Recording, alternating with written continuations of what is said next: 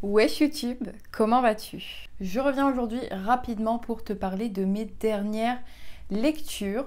Je ne pensais pas finir les deux livres que j'ai finis, enfin si, dans l'idée je savais que j'allais les finir, mais je suis toujours sur ma palle de pavés là.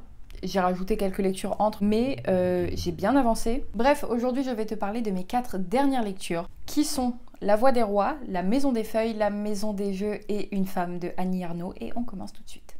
Le premier titre dont je te parle, tu l'as compris, c'est donc la première partie de La Voix des Rois, qui est le premier tome des Archives de Rochard de Brandon Sanderson, qui est édité ici au livre de poche et qui est traduit par Mélanie Fazi. Il était dans ma pile à lire de pavés là pour l'hiver parce que c'est un pavé. C'est un livre que j'ai depuis plus d'1 an, mais dans lequel je ne me lançais pas parce que justement très gros, très imposant, d'autant plus que j'ai très envie de lire de la fantaisie adulte, mais je n'en ai jamais lu.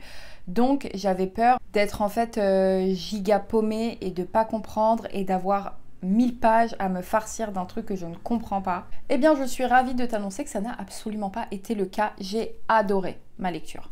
Dans ce premier tome, on fait donc la rencontre de 3 personnages. On a Kaladin, qui est une espèce de combattant slash guerrier. On a en même temps Dalinar, qui lui est chef d'une armée, et on rencontre la jeune Shallan, qui part pour tenter d'étudier la magie. Et si je te parle d'abord des 3 personnages avant de te parler de l'univers, c'est que je trouve que c'est ce qui est très bien fait et ce qui a très bien marché sur moi. C'est qu'en fait, très vite, on est impliqué émotionnellement avec ces personnages, au fur et à mesure qu'ils se présentent à nous, et donc l'univers se construit autour des personnages et pas l'inverse. Et j'ai pas eu la sensation, tu sais, d'avoir à batailler pour comprendre. Bon, au début, j'étais un petit peu du père, mais je veux dire, c'est très vite passé. Parce que comme j'étais, impliquée dans ce qui allait arriver à ces personnages, et bah, l'univers s'est dessiné et imbriqué autour de manière très fluide et de manière relativement simple. Alors, je mets des guillemets, on est quand même sur de la fantaisie adulte, c'est un univers dense. Il y a des créatures, il y a des artefacts, des clans, des intrigues politiques. Il y a énormément de choses qui se mêlent et qui se jouent. Mais j'ai trouvé ça hyper compréhensible en fait et clair. Du moins pour une personne comme moi qui a relativement du mal à rentrer dans des univers un peu trop olé olé. Et nos 3 personnages évoluent donc de près ou de loin dans cet univers dans lequel en fait les gens se font la guerre, les clans s'entretuent. Pas qu'entre gens, mais aussi entre espèces, parce qu'il y a certains artefacts qui procurent certains pouvoirs, et donc forcément tout le monde veut être le plus puissant en du coup récupérant ces artefacts. Je te dis, il y a énormément de choses qui s'y jouent, il y est question évidemment de guerre et de lutte, mais à la fois beaucoup de lutte interne, des décisions qu'on doit prendre personnellement et l'impact qu'elles ont sur le plus grand nombre. Comme je te dis, j'avais peur de l'univers, que ce soit dense, que ce soit long, et au final, je trouve que le rythme est vraiment bien, du moins dans cette première partie. C'est plutôt abordable, l'univers se construit petit à petit, en même temps que se tisse le lien qu'on entretient avec les personnages, ce qui fait que j'ai trouvé ça ni lourd, ni long. Le rythme y est vachement bien fait parce qu'on a des moments giga épiques et ensuite on est dans de l'introspection, dans de la construction vraiment des personnages et de leurs désirs profonds, de leur quête, de ce qui les motive à agir de la manière dont ils agissent et à mener les luttes qu'ils mènent tous individuellement à leur échelle. Ce qui fait que moi je me suis jamais ennuyée, je n'ai jamais trouvé ça long et vraiment j'ai pris un plaisir monstre. Et si j'avais pas d'autres livres à lire, je pense que j'aurais enchaîné direct sur la deuxième partie tellement j'étais dedans. J'ai beaucoup aimé aussi les nuances mises autour des personnages. Il n'y a pas de juste méchant ou juste gentil, tout est beaucoup plus nuancé. Bref, j'ai dévoré ce livre et j'ai très hâte de lire la deuxième partie. Ensuite, je te parle du livre qui, je pense, me faisait le plus peur dans toute ma pile à lire comme ça de grosses pavasses, on a compris. C'est La Maison des Feuilles de Mark Z. Danielewski, qui est édité of course ici chez Monsieur Toussaint l'ouverture et qui est traduit par Claro. Je ne vais pas le garder en main tout le long parce qu'il est lourd sa mère. J'espère que tu ne m'en veux pas. Alors, comment parler de ce livre ? Il y a énormément de choses à dire dessus. Mais c'est un livre qui me faisait peur et honnêtement a raison. C'est un sacré truc à lire, que ce soit dans la densité, dans l'intensité, dans parfois la longueur. Mais c'est une expérience de lecture que je suis archi contente d'avoir faite. La Maison des Feuilles, qu'est-ce que c'est ? C'est 3 histoires qui s'imbriquent, 3 temporalités, 3 personnes slash groupes d'individus qui se construisent les uns autour des autres. C'est un peu la mise en abîme d'une mise en abîme. Tout commence avec un film fictif qui s'appelle le Navidson Record, qui est créé en fait par Will Navidson, qui est photographe, vidéaste. Je crois qu'il est principalement photographe, mais bref, il est extrêmement reconnu dans son milieu. Qui, pour se rapprocher de sa femme et de ses enfants, décide de déménager, d'acheter une maison et de s'y installer. Et il commence à documenter tout d'abord simplement cette installation, ces changements de cadre de vie, l'adaptation du coup de cette petite famille dans leur nouvel environnement. Et un jour, un couloir apparaît dans la maison. Et au bout de ce couloir, une pièce qui, déjà au-delà du fait que ce n'est pas normal qu'un couloir apparaisse dans une maison, qui ne répond à aucune règle parce que très rapidement, en mesurant l'extérieur et l'intérieur s'avère beaucoup plus grand que l'extérieur, bref, il n'y a rien qui va. Bref, les lieux semblent se métamorphoser seuls et Will Navidson va commencer à documenter l'évolution de la maison et les explorations qu'il va prendre avec des amis à lui. Et en parallèle, il documente aussi toute la relation avec sa femme, qui en fait est un peu la cause de pourquoi il se retrouve dans cette maison pour se rapprocher d'elle. Je vais essayer d'être claire, mais vraiment ça va être une galère. Ensuite, on lit l'étude de ce film, faite des années après par un vieux monsieur, qui a documenté tout le film un peu à la manière d'une thèse, avec énormément de sources, énormément de bas de page, où il tente de faire une analyse du film et une interprétation en se basant sur toutes les critiques qui ont déjà été faites et les différentes analyses là aussi faites autour du film.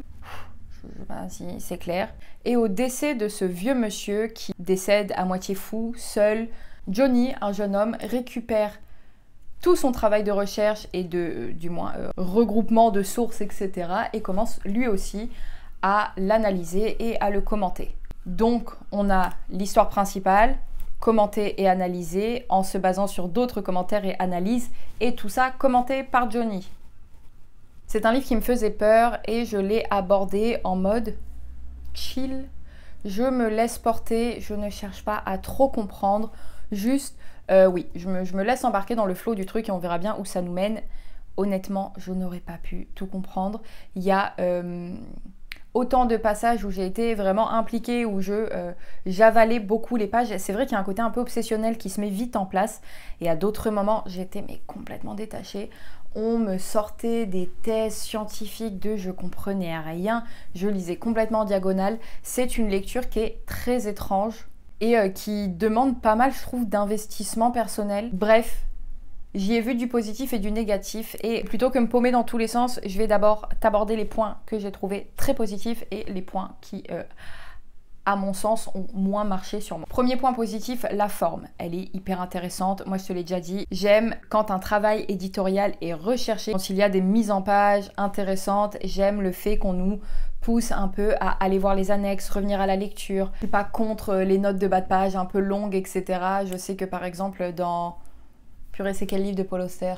J'ai un trou de mémoire, mais il y a un livre de Paul Auster comme ça où il y a des notes de bas de page qui sont giga longues et ça casse le rythme, ça te force à rentrer dans un autre rythme de lecture et ça, je trouve ça toujours intéressant. De toute façon, tu l'as compris, j'aime les propositions originales dans les lectures, donc dans l'idée, très cool. J'aime le côté recherche et le travail mis en place autour de ce livre. On sent que beaucoup de travail a été engagé, du coup, comme je te disais, dans la réflexion, dans la construction, dans la manière d'amener le lecteur. On y reviendra dans les points négatifs. Pour moi, c'est pas toujours fait de manière très fine, mais soit il y a un travail de recherche et de création qui est absolument indéniable et ça, je voulais le soulever. J'ai trouvé qu'on rentrait assez vite dedans et qu'il y avait un côté, comme je te disais, assez hypnotisant. On a envie de savoir, on a envie de comprendre. Moi, j'ai pas été terrifiée, vraiment pour moi, c'est pas un récit d'horreur. Mais il y a des moments qui sont haletants, il y a des moments qui sont un peu suspendus comme ça au milieu de tout le blabla d'autour. Et j'ai trouvé ça, là aussi, vraiment, vraiment très cool. C'est une mise en abîme qui est intéressante et je trouve que la forme, en plus de ça, sert le propos à beaucoup de moments. Parce que globalement, on étudie et on fait la rencontre d'un labyrinthe dans cette maison en nous poussant, nous lecteurs, à se contraindre à une forme de lecture, à une mise en page, à un rythme qui lui aussi a quelque chose de très labyrinthique. Est-ce que c'est un mot ? Je ne pense pas. Le côté éprouvant de la lecture rejoint complètement le cheminement qu'il est tout autant pour tous les personnages engagés dans cette histoire. Leur exploration est complexe à tous, que ce soit l'exploration de la maison ou l'exploration des différents protagonistes ensuite autour de cette exploration primaire. Je ne sais pas si je suis claire, mais comme je te disais, elle est éprouvante et il y a un côté où la conclusion se mérite et on ressent un peu ça en tant que lecteur, nous aussi, pour comprendre où est-ce qu'on nous emmène, où est-ce qu'on va.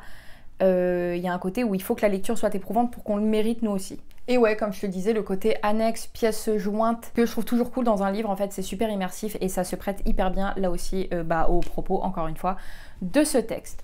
Par contre, comme je t'ai dit, il y a des choses que j'ai moins aimées. Déjà, comme je t'ai dit, le côté labyrinthe, où on nous force à casser vraiment le rythme de lecture. Il y a plein de pages où va y avoir 4 mots au milieu de la page, où va falloir retourner le livre, etc. Ça, c'est des choses qui ne me gênent absolument pas. Au contraire, c'est des trucs que je trouve assez cool quand ils sont bien faits. Mais là, je trouve qu'à des moments, c'est juste... Ouais, ça manque de finesse, en fait. Et il y a des moments qui sont juste interminables et chiants, mais chiants. Où je comprends cette idée, tu vois, de vouloir paumer le lecteur, mais arrivé à un moment, c'est bon, flemme. Dans la mise en page et dans certains choix vraiment, principalement visuels, mais aussi dans le style apporté, il y avait un côté... Attends, comment ne pas être méchante ? Masturbation intellectuelle. Tu vois un truc un peu genre je veux donner l'impression que c'est très compliqué alors que pour moi c'était des choix stylistiques un petit peu évidents et pas si recherchés que ça. À des moments j'étais un peu en mode oui bon c'est un peu évident. Enfin ouais, j'ai trouvé comme je te l'ai dit que ça manquait de finesse à pas mal de moments dans les choix, mais soit c'est évidemment mon avis. Et vraiment un des trucs qui m'a saoulée dans la lecture, c'est le personnage de Johnny que j'ai trouvé insupportable. Déjà le cliché du salon de tatouage avec que des gens bizarres, ils sont tous drogués. J'avoue, on souffle. Enfin, vraiment, c'est des clichés, je n'en peux plus. Et autant il y a des éléments de la vie de Johnny que j'ai trouvé intéressants, les rapports avec sa mère, sa construction dans l'enfance, etc. Autant 80% du temps, quand il parlait, et putain, qu'est-ce qu'il parle, j'avais pas envie de l'écouter en fait, parce que globalement, le mec parle que de cul. Enfin, vraiment, moi, c'est le ressenti que j'en avais. Je t'ai dit, en plus, moi, c'est des sujets où très vite, c'est bon, parler de cul pour parler de cul, ça me gonfle et je m'en fous, quoi. Il y a globalement énormément de choses quand même qui m'ont plu et je te dis, ne serait-ce que pour l'expérience de lecture, pour les propositions stylistiques, qu'elles me plaisent ou non, je suis trop contente de l'avoir lu et je pense que ça vaut vraiment le coup d'être lu.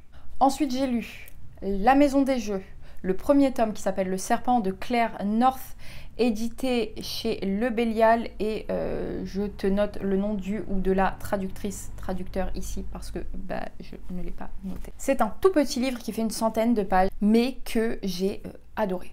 Dans cette trilogie qui est sur le même thème et s'oriente dans le même univers, mais si j'ai bien compris, ce sont 3 histoires indépendantes. Dans le premier tome, du coup, on est à Venise au XVIIe siècle et on rencontre Taine, qui est une jeune femme qui a été mariée de force, enfin c'est un mariage arrangé, avec un vieux monsieur absolument exécrable, puisqu'il passe son temps à dilapider le peu d'argent qu'ils ont, qui est l'argent de Taine, hein, globalement, dans l'alcool, dans les jeux, dans les femmes. Et il a un côté extrêmement vicieux où il cherche à faire du mal à Taine, il cherche à la faire réagir, et il cherche à blesser cette femme en fait, tout simplement. Et donc il finit par l'emmener avec lui dans ses soirées de jeu là, pour lui montrer la facilité avec laquelle il dilapide son argent. Et Taine en fait va finir par commencer à jouer, donc ce sont des salles de jeu où se jouent plusieurs jeux, aussi bien de société, du tarot, des échecs, bref. Taine se met à jouer, elle y prend goût, et un jour, elle est invitée dans un lieu un petit peu spécial, je crois que c'est l'étage au-dessus de la salle de jeu où il joue. Bref, Taine est conviée à jouer dans ce qu'on appelle la Ligue Haute. On ne sait pas trop ce que c'est, tout le monde ne peut pas accéder à ces salles, les joueurs y sont masqués, et Taine se rend très vite compte que les jeux qui s'y jouent sont bien plus complexes que ce qu'elle ne croyait. Ils sont d'un autre niveau, ils se jouent à plus grande échelle, et les pions que vont manipuler les joueurs sont en fait des gens. Et les parties jouées ont un impact sur la politique, l'économie, bref, se joue un peu dans ces salles le destin du monde, quoi, globalement. Qu'est-ce que c'était intelligent! Vraiment, c'est un style hyper particulier, ça fait longtemps que je ne m'étais pas confrontée à une écriture aussi... Bon, alors, j'allais dire, ça m'a fait ressentir un peu le même truc qu'à ma rencontre avec N.K. Jemisin. Ça n'a strictement rien à voir.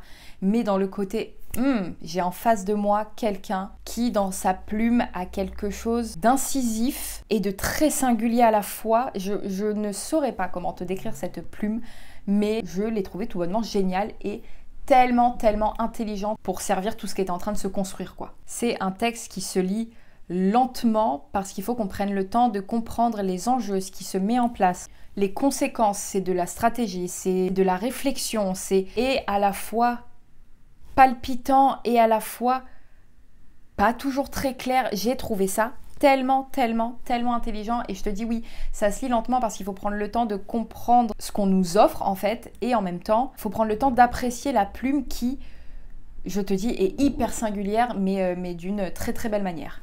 Je sais pas trop quoi te dire de plus sur ce petit livre parce qu'en fait, je veux pas t'en dire trop et que 100 pages, ça passe très vite. C'est une lecture qui passe très vite. Je pense que je l'ai lu en une journée. Mais toujours est-il que j'ai très hâte de lire la suite parce que c'est une excellente découverte de ce début d'année. Pour finir, on va changer totalement de registre. Purée, il y a beaucoup de titres quand même autour de la maison. Je t'ai dit, j'ai un truc avec les livres qui s'appelle la maison de, la maison machin, la maison, ou qui prennent place dans des maisons ou du moins dans lesquelles la maison a une réelle entité. Et c'est un truc qui revient trop souvent. J'adore ça, vraiment. Je t'ai dit, j'ai déjà pas mal écrit autour de l'idée de la maison comme entité en fait. Et vraiment, j'adore ça. Bref, c'était une parenthèse. Dernier livre, c'est Une femme de Annie Ernaux, qui là aussi est un tout petit roman. Et c'est ma première rencontre avec Annie Ernaux et je n'ai absolument pas été déçue. Ce livre, il commence le lundi 7 avril 1986, quand la mère d'Annie Ernaux s'éteint dans sa maison de retraite. Après plusieurs années d'une maladie, la maladie n'est pas vraiment nommée, mais il y a un côté un peu maladie d'Alzheimer. Je m'avance pas parce que je suis pas sûre que ce soit exactement ça, mais je pense qu'on n'est pas loin, quoi. Et Annie Ernaux va alors décider d'écrire pour avaler, pour accepter la disparition de sa mère, à laquelle pourtant elle était préparée, mais qui la surprend complètement en fait. C'est alors qu'elle nous raconte cette femme, sa vie, son caractère, ses choix, ses rêves, ses envies, jusqu'aux 3 dernières années de sa vie où je te dis, elle sombre dans cette maladie, où elle sombre en elle-même en fait, où elle s'éloigne et des autres et d'elle et de la vie. Et j'ai trouvé ça bouleversant en fait. J'ai pas grand chose à te dire de plus de ce qu'il s'y dit, c'est vraiment ça, c'est l'histoire de cette mère et la perte de cette mère, la perte du symbole qu'elle est dans la vie d'Annie Ernaux et de beaucoup de gens, quoi.